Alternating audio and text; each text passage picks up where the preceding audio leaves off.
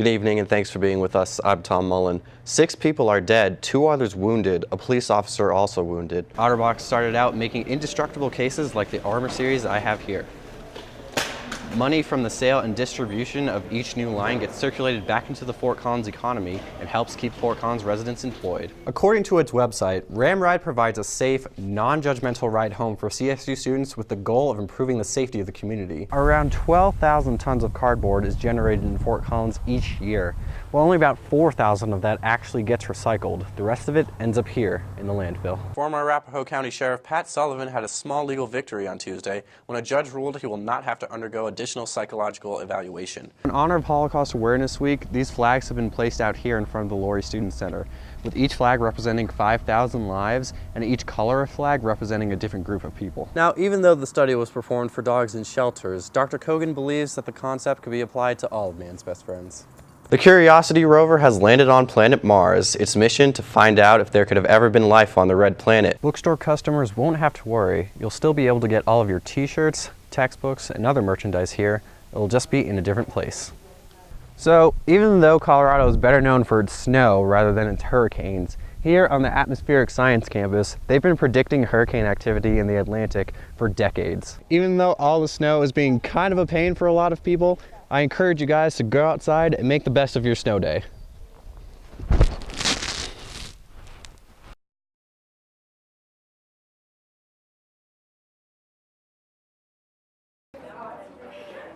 One out of every 3 people with bone marrow cancer die due to the failure of finding a matching stem cell donor. The Jenny's Hope Foundation seeks to increase the number of donors on the registry list. About 60% of the people who would benefit from a stem cell transplant are not going to find the match they need, and so we're out. It's a numbers game. Jenny's mother, Ann Hahn, started the foundation after being inspired by Jenny's battle with blood cancer. Like 70% of the people who have a blood cancer, Jenny had no match in her family. And so she was dependent upon a perfect stranger saving her life. Unfortunately, a young 28-year-old man in Europe did register, and he was Jenny's stem cell donor, and Jenny had her transplant a year ago, and she's doing great.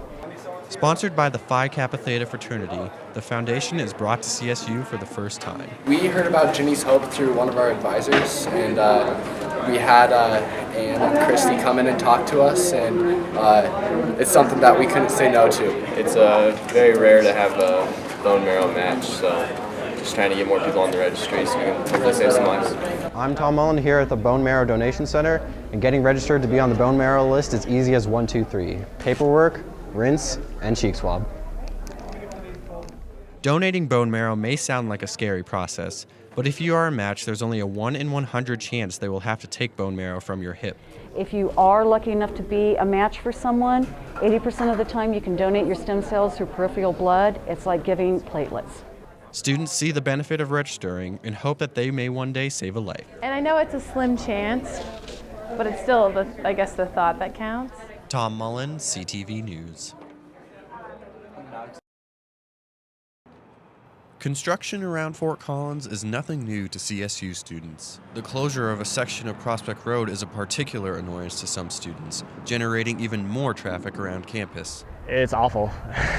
You have to drive all the way to Harmony now to get to the highway, which is a real pain in the, The traffic has been really bad going down the center. Like either way you come, there's just no good way to go. But what is all this construction for? I don't really know what they're doing to Prospect. Maybe they're widening it, repairing it, making it easier for travel, so in the long run, it's probably a good thing. All the construction is part of a project to revitalize the Mason Corridor and create the Max Bus Rapid Transit System. Fort Collins will have the first bus rapid transit system in northern Colorado, in fact in the whole Front Range. The system will be one of only 32 in the nation and will be a whole new way to travel. You'll be able to jump on Max anywhere along the route and get to where you need to be. You don't need to memorize the schedule. It comes every 10 minutes. All the improvements even have a positive economic outlook. They're saying we should have over $150 million of new investments in the city, and it could result in as many as 1,000 permanent jobs, not just construction jobs, but permanent jobs. Now, just because this section of the street is closed doesn't mean that the businesses around here are.